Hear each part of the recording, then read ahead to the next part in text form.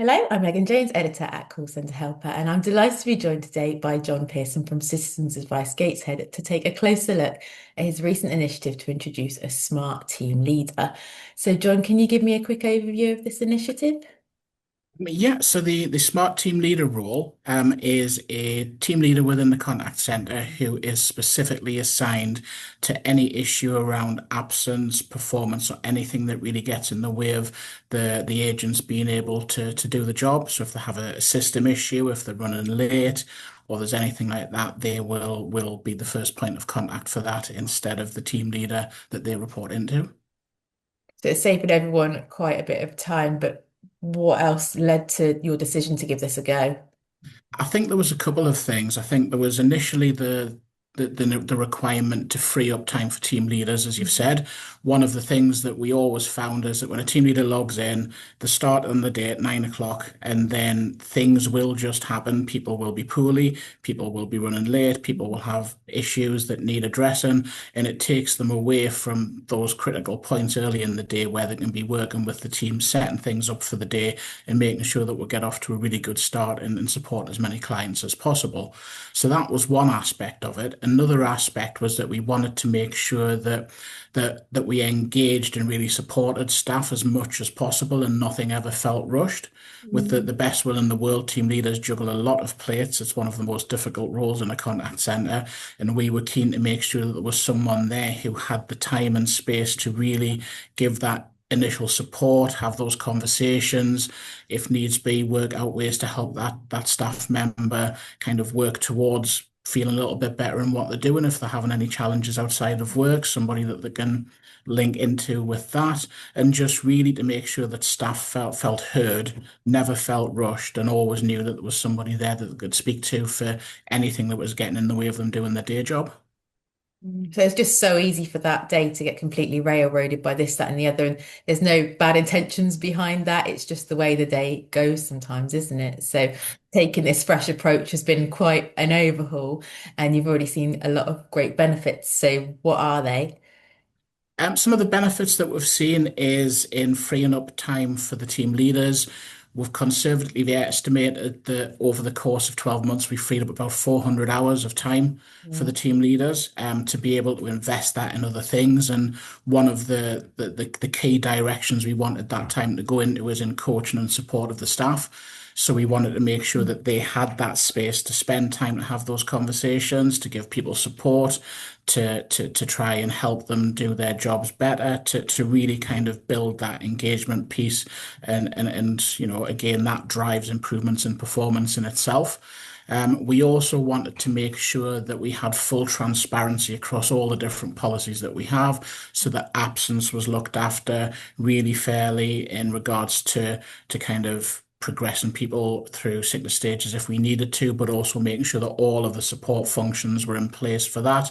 So being able to look at wellness plans and reasonable adjustments for staff that are dealing with, some more serious sort of physical or mental health issues, so we can really give them the space to develop and improve whilst they're still at work. It also builds consistency from staff's perspective because it takes away any risk of perception that one person gets a better deal from their team leader than another. And, no team leader in our organization, I'm sure across the sector, goes out there to do something different or to miss things or to give people more chances than they should, perhaps. But when people are really, really busy, the perception can be that somebody doesn't get the same level of service, for want of a better word, from their team leader. So we were really keen to make sure that by having that one person there for them to go to, everything was fair, everything's consistent, and there's no danger of that perception being seen. And it also allowed us to work on really investing time and supporting colleagues with long-term health conditions, looking at long-term absences and helping people get back to work. And we've probably seen a reduction in the overall sickness in the department. And from a short-term absence perspective, the last time I looked at the figures, that was down by about 5% from year start to year end. So that's a really good investment there. We still have some long-term absence, but everybody does have that, but those people are being supported. They're having regular conversations, and it's with one consistent person, which again builds that level of trust and engagement and helps them, get on side with us and what we're trying to do to help them return. There's just so many benefits there. It sounds like it's going really well. But of course, nothing goes quite to plan. So, what would you say some of the biggest lessons you've learnt the hard way have been along the way on this journey since rolling out the Smart Team Leader role? I think communication is really, really important. I think we tried to communicate this in the right way at the start. We introduced it to staff before the role was in place. We told them what was going to happen.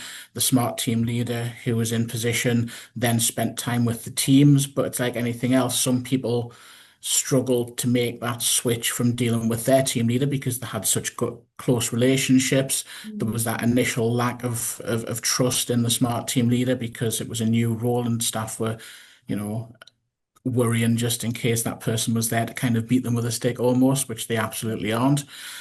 So I think for us, the key lesson is that although we tried really hard to communicate it, there would have always been ways we could have improved upon that, had more sessions with staff with the smart team leader before the role was in place, as opposed to during the initial first few weeks.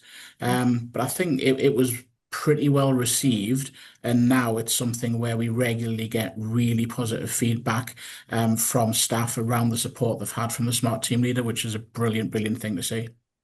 No, that all sounds amazing. It sounds like just minor teething problems, really, overall. And I guess the biggest question of all then is, are you ultimately going to keep this role in place for the foreseeable future? Absolutely. I'm absolutely an advocate of it. I think it's a brilliant way to manage those challenges within the operation. I think it gives space to the team leaders. It allows me to expect more from them in regards to coaching and development of staff, but it also gives all of the staff that opportunity to have some time with the team leader that's not linked to something specific. What we want is for it to be, a really positive and organic conversation around their development, what they can improve upon, and all of that can happen because we've got that role in place. So for me, it's something that not only do I advocate for it to be part of what we do operations, a contact centre, I'd love to see that adopted across the wider organisation as well. No, that all sounds fantastic. And what I really love is how it's benefiting people at all levels, from the frontline agents to the team leaders themselves and upper management as well. I just think it sounds like a really great initiative and it's great to hear more about it.